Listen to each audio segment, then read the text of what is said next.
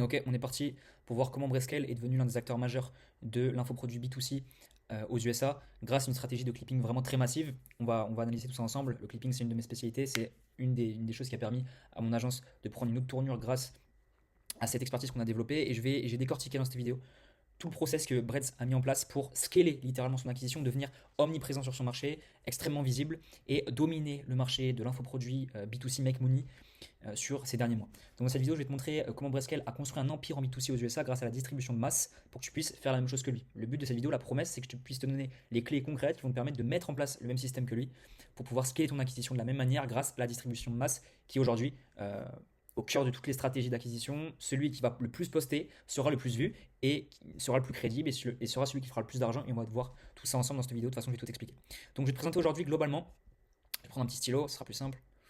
Je vais te présenter aujourd'hui plusieurs choses. Déjà, premièrement, on va voir le cas Bretz, ce que j'appelle The Cool Guy. C'est comme ça qu'il essaye de. C'est l'image qu'il essaie de transmettre, en tout cas dans son contenu. On va voir ensuite sa stratégie de clipping qu'on va décortiquer de A à Z. Son funnel qui lui a permis de générer plus de 10 millions de dollars. C'est difficile de quantifier tout ce qu'il a généré avec son infoproduit. Pour autant, on sait que c'est plus de 9 chiffres. Ok, donc de 8 chiffres, pardon, on peut le quantifier euh, parce il a généré énormément de trafic, il a généré énormément d'argent au cours de ces derniers mois. Et ensuite, on va voir dans un dernier temps comment est-ce que tu vas pouvoir faire pareil que lui. Je vais te montrer les clés pour lancer vraiment une stratégie de clipping ultra optimisée de A à Z et surtout très rentable dans la globalité.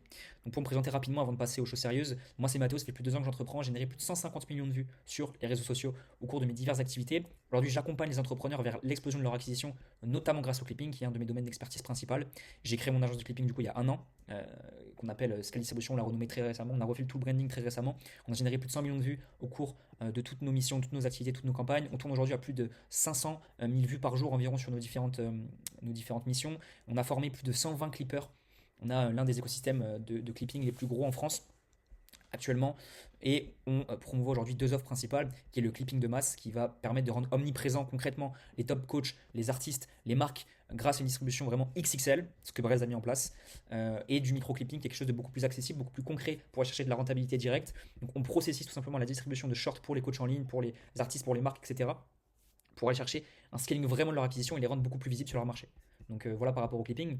Après des années à travailler avec des infopreneurs et à étudier les meilleures stratégies d'acquisition à étiquette à l'international, j'ai aussi développé mon propre funnel qui a été testé et approuvé sur le marché par de nombreux clients que j'ai accompagnés. Globalement, c'est ce funnel-là, le funnel ACCV, que j'ai décortiqué de A à Z dans une grosse vidéo sur ma chaîne YouTube, ma plus grosse vidéo. C'est dans le deuxième lien en description. Tu vas pouvoir retrouver cette vidéo où je décortique de A à Z le funnel pour vraiment gagner beaucoup d'argent scalé de 5, 10, 15 000 euros par mois à plus de 30 000 euros par mois de manière stable en 100% organique grâce à une acquisition vraiment saine sur ton offre high ticket. Donc si ça t'intéresse, je t'invite directement à cliquer dans le lien après cette vidéo pour aller checker cette très grosse vidéo que j'ai créée. J'ai vraiment décortiqué de A à Z tout ce funnel, une vidéo de plus de 2h30, donc je t'invite à y aller après cette vidéo. Ceci étant dit, passons aux choses sérieuses. Brett Scale, The Cool Guy. Donc Brett, pardon, c'est une figure montante du make money aux USA.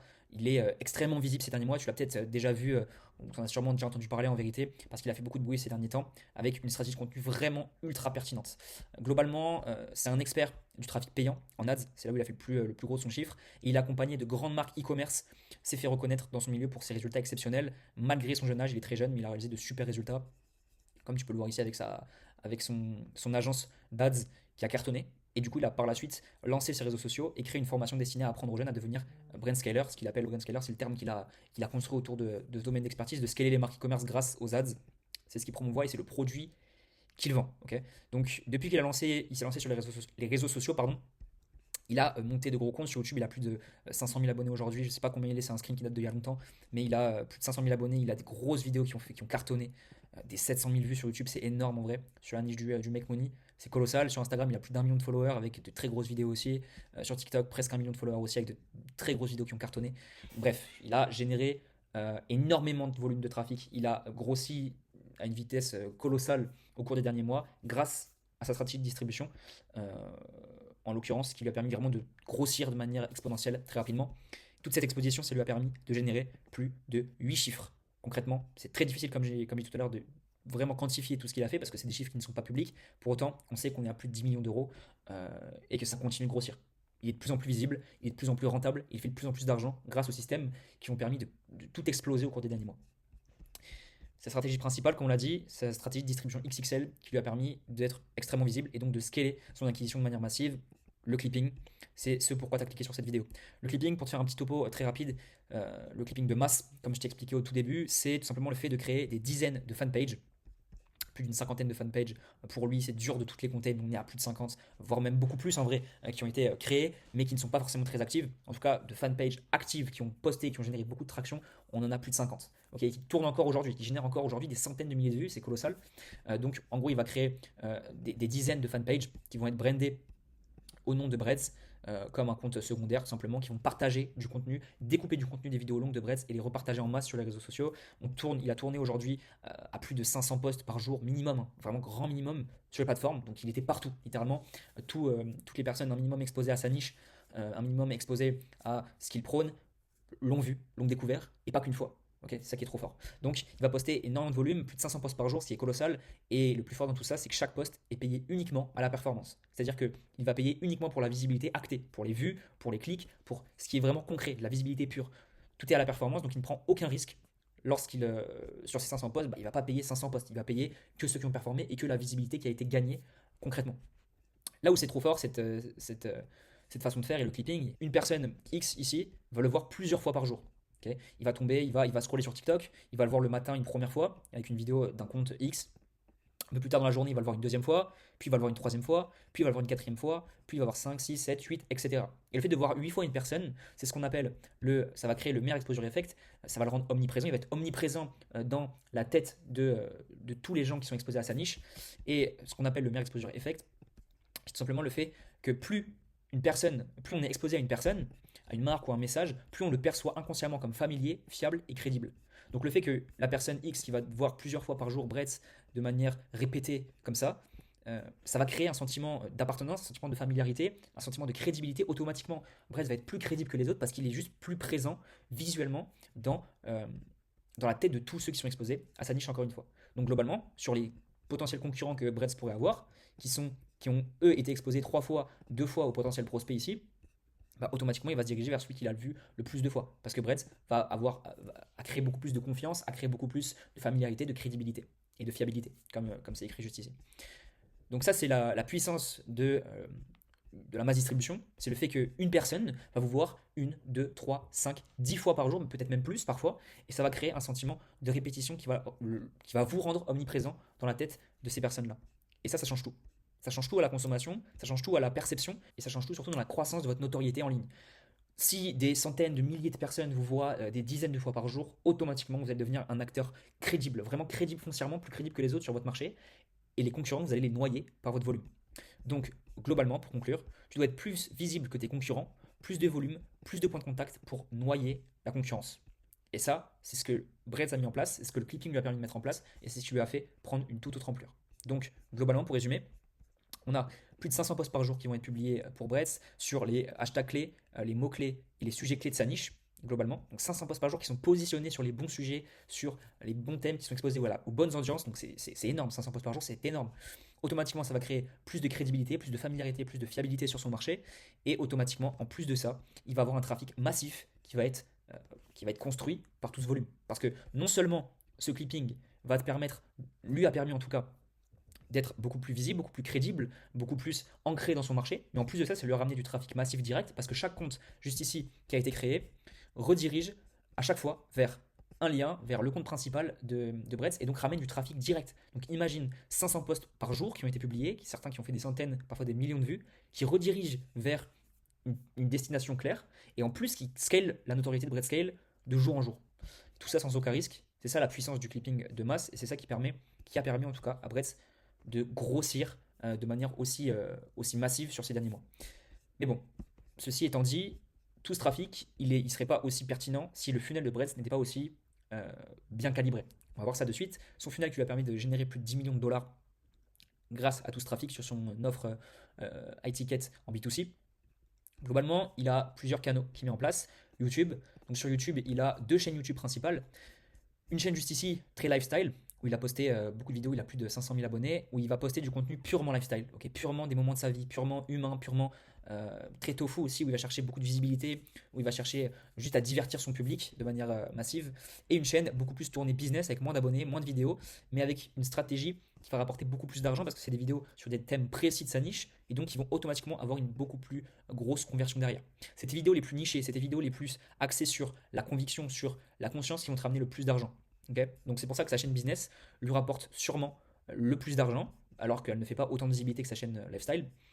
Mais parce que c'est sur des sujets précis de sa niche, c'est sur des thématiques précises, et il donne de la pure valeur, ce qui va donc créer de la confiance, qui va créer, il va faire prendre conscience à ses prospects l'opportunité qui est le brand scaling, et donc automatiquement, il va beaucoup plus convertir derrière. Pour autant, sa chaîne YouTube Lifestyle est extrêmement importante parce elle va ramener beaucoup de personnes dans son entonnoir et elle va lui générer beaucoup elle va scaler sa personal brand en fait purement et simplement. Donc YouTube. Ensuite, on a le clipping, comme on a vu juste avant, donc vraiment un volume qui est massif pour aller scaler sa notoriété sur une toute autre planète globalement. Et enfin, ses main accounts. Non seulement tout le clipping va rediriger vers ses comptes principaux, ok, qui aussi produisent du contenu cette fois un peu plus calibré pour la conversion, mais du coup qui va permettre aussi de stacker une audience, de créer de la confiance et de maximiser derrière toute la conversion de ce trafic. Donc le clipping va rediriger à la fois sur les comptes principaux, mais à la fois sur sa VSL. Ok, c'est la VSL, son funnel actuellement, c'est sur une VSL ultra bien calibrée. Donc il va ramener tout le trafic de tous ces canaux, va rediriger vers une seule même page de destination, sa VSL.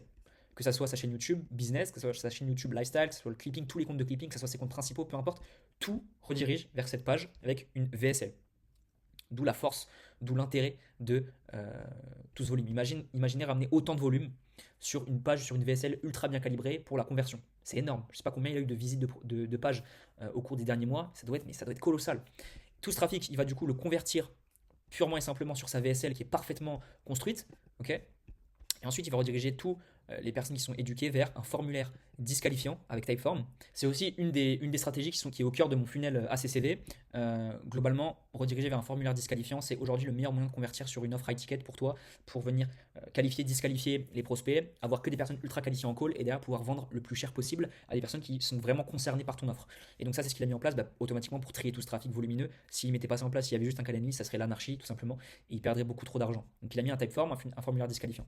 Globalement, sur ce funnel-là, il faut comprendre que ça se rapproche beaucoup de mon funnel ACCV que je vais te présenter très très rapidement. Globalement, le funnel ACCV, il se base sur 4 piliers principaux qui vont se décortiquer à chaque fois en phase plus ou moins haut dans le funnel. L'accroche qui va être toute la partie top of funnel. On va aller toucher massivement, comme c'est écrit ici. Donc on veut une accroche massive, toucher massivement une large audience froide pour aller les faire prendre conscience de leurs problématiques, de leurs solutions potentielles et de la solution qu'on a envie de transmettre.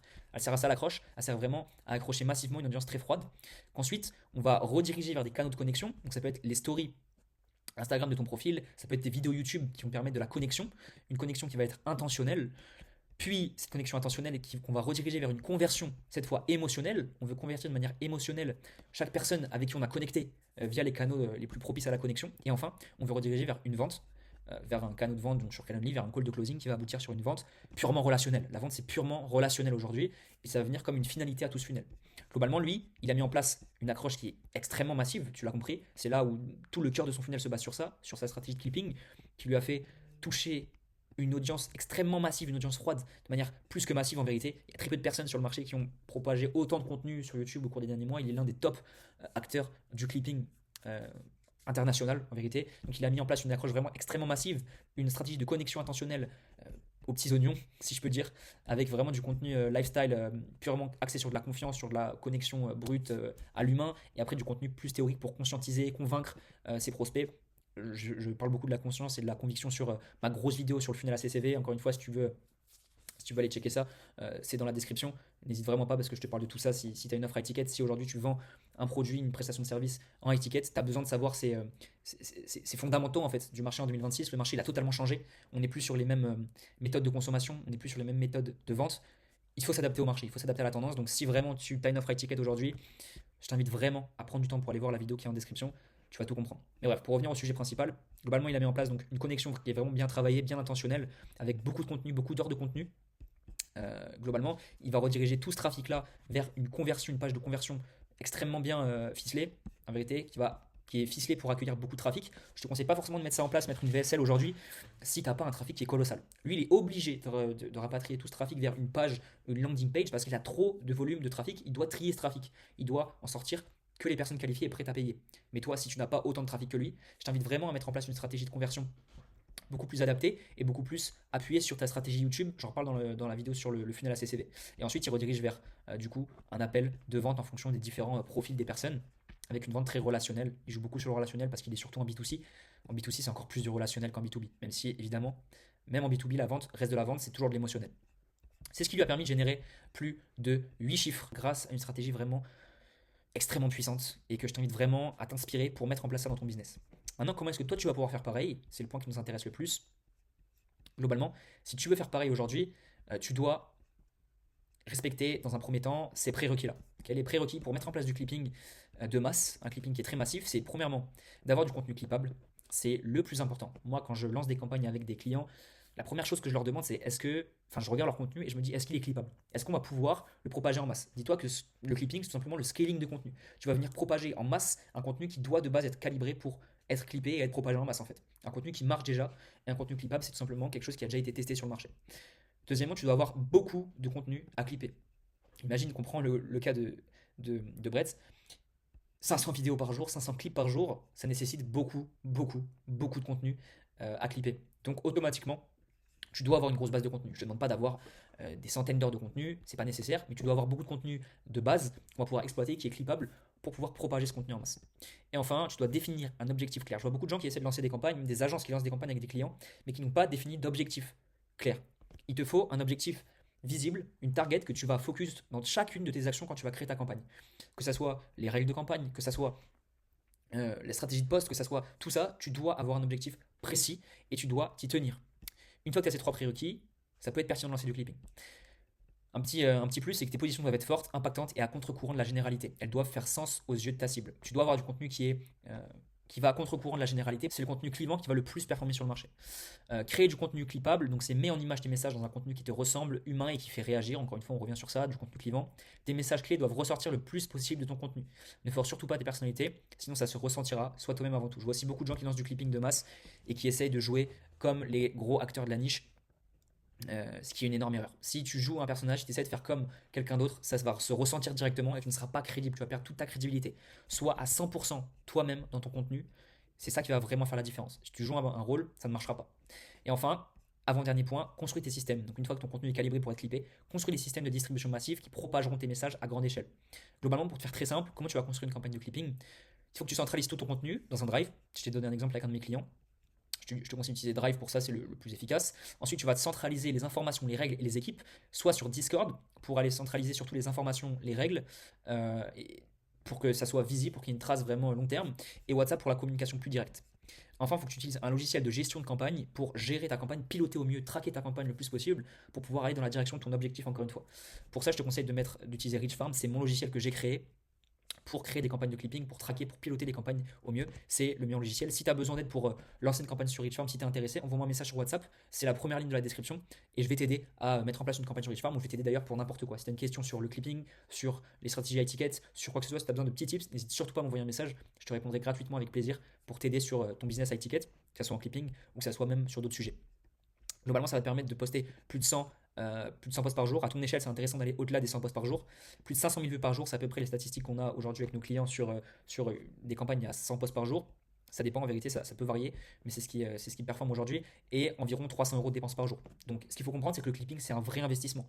Si tu n'as pas le budget pour mettre en place beaucoup d'argent, tu vas perdre de l'argent en vrai. Il y a beaucoup de gens qui lancent des campagnes avec 500 euros de budget, ils crament juste 500 euros, c'est pas intéressant parce que ce qu'il faut comprendre en clipping, c'est que plus tu vas investir, plus tu seras extrêmement rentable. Les gens qui ont dépensé des milliers d'euros aujourd'hui en clipping, par exemple Bretz, il est extrêmement rentable. Chaque euro qu'il va dépenser va lui ramener 5, 10, 15, 20 euros peut-être, parce qu'il est extrêmement rentable, parce qu'il est très visible, parce que sa notoriété a explosé, parce que sa crédibilité a explosé, et parce il est de plus en plus visible sur son marché, donc il est de plus en plus rentable. Si aujourd'hui tu n'es pas prêt à investir plusieurs milliers d'euros en clipping, ça ne sera pas intéressant de mettre en place du clipping de masse. Il y a des alternatives comme le micro-clipping, que je mets beaucoup en place avec la plupart de mes clients, parce que c'est le plus accessible et c'est le moins cher, c'est le moins coûteux. Ça peut vraiment aussi changer ta notoriété de manière massive sans passer par une grosse dépense directement. Et tu pourras ensuite scaler sur du mass clipping, c'est ce qui est intéressant par la suite. Et enfin, dernière étape, il faut que tu dupliques. Donc, une fois que tout est structuré, tu dois maximiser le volume. Plus de recrutement, plus de contenu, plus de volume de poste. Tu vas aller chercher un tout autre palier. Plus tu vas poster, plus tu seras visible et plus tu vas écraser ta concurrence. Aujourd'hui, on est sur un game de volume. Plus tu postes, plus tu es visible et plus tu surpasses tes concurrents. pour ça qu'on veut mettre en place du clipping pour aller chercher 50, 100, 150, 200 posts par jour pour poster peut-être 20, 30, 50, 100 fois plus que tes concurrents peut-être parfois. Ok. Donc voilà, maintenant tu sais comment Brett est passé de 0 à plus de 10 millions de dollars en infoproduit B2C grâce au clipping. Si tu veux que je t'aide à faire pareil, ou que tu as la moindre question, comme je t'ai dit, sur n'importe quoi, si tu veux des informations sur le funnel ACCV, je t'invite à cliquer sur le deuxième lien dans la description sur ma vidéo YouTube où je décortique de A à Z tout le funnel ACCV que j'ai mis en place sur plusieurs de mes clients pour les faire scale de 5 à 30 000 euros par mois. Sinon, si tu as la moindre question, envoie-moi directement un message sur WhatsApp. N'hésite surtout pas si tu as besoin de quoi que ce soit. C'est le premier lien en description. Et sinon, on se retrouve très bientôt pour une prochaine vidéo. Merci de m'avoir regardé. À très vite.